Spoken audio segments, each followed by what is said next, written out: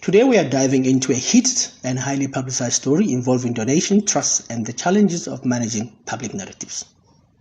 Recently, the story of a 100,000 donation received by the Dr. Malinga Foundation to support Tsekelete's living situation has taken over social media. It has sparked a storm of debate. It is busy. It's busy making its way into mainstream outlets and probably accountable state agencies as well. So this is getting bad, all right? So why am I stepping into this discussion, you ask?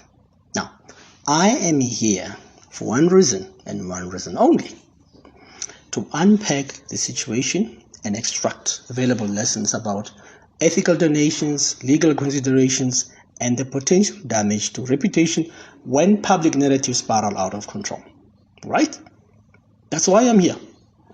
Now, let us start with the basics.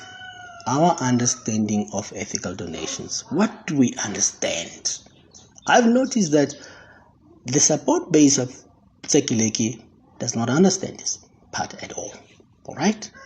That is why I decided to make this call to explain to those who don't understand, who want to learn. Now, donations are not simply financial gifts, good people. They are not grants.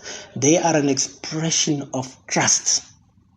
Donors typically contribute with clear intentions, whether explicitly stated or implied, but always with clear intentions. Now, the organization receiving the donation bears the responsibility to honor these intentions, managing the fund transparently and efficiently, not the beneficiary. Okay?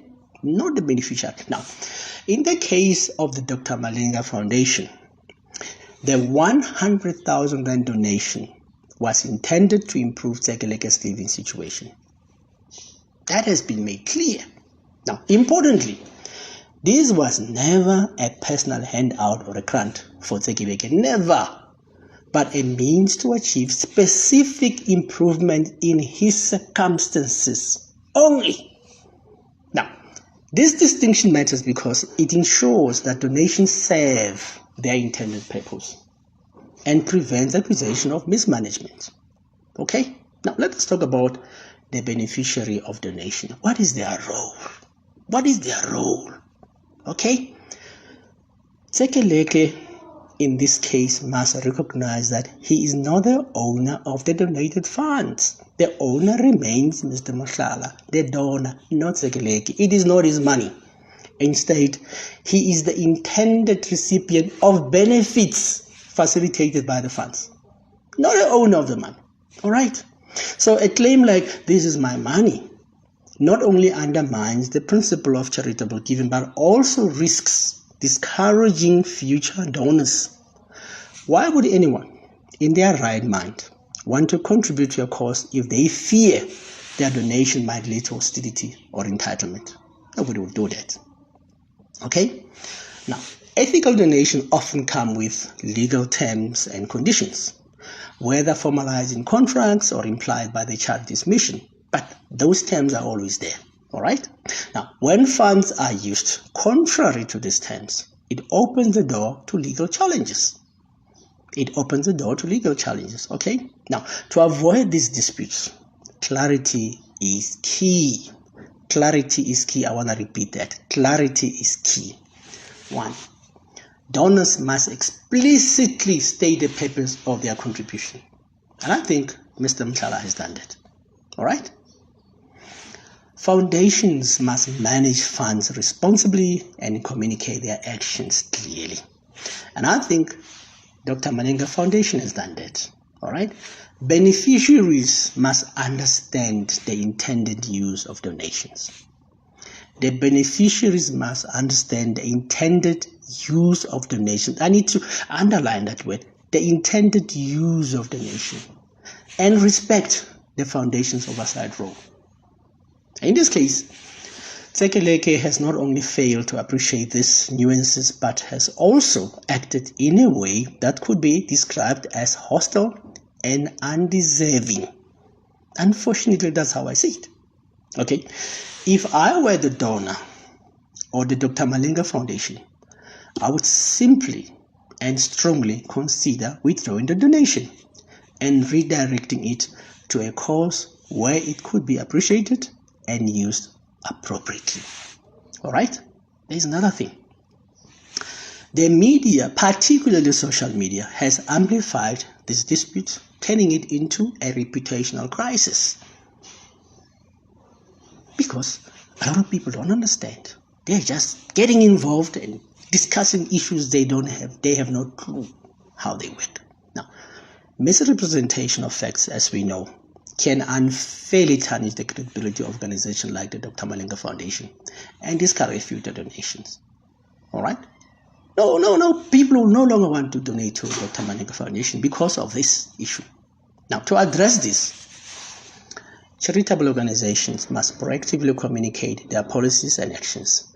And I believe Dr. Malinga Foundation has done that.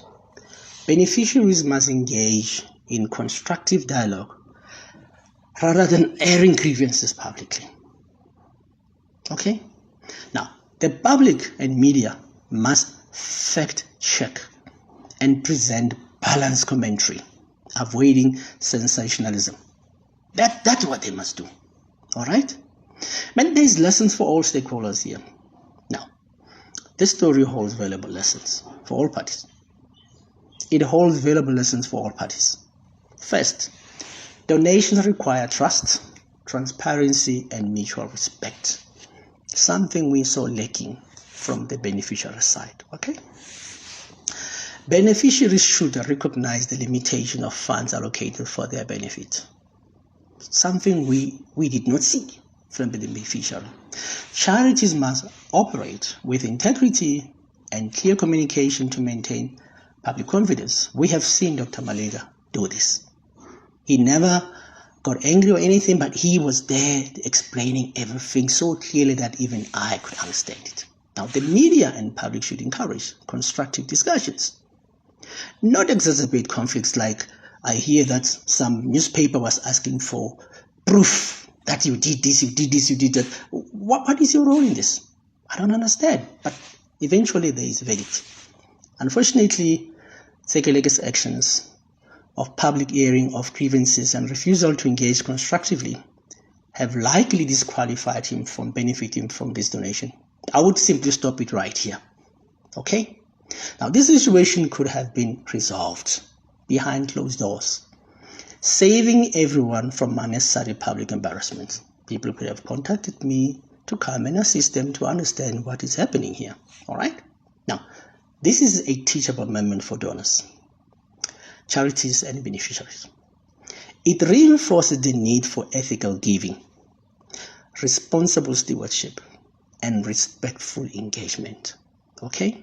Now, to the Dr. Malinga Foundation and its donor, Mr. Mhlala, I sympathize with the challenges you have faced in this situation.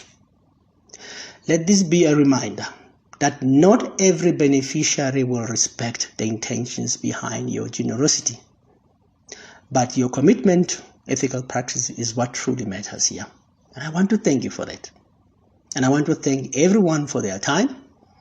If you have found value in today's discussion, don't forget to subscribe, share, and join the next time I continue to explore important ethical dilemmas shaping our world. Dearly Boa.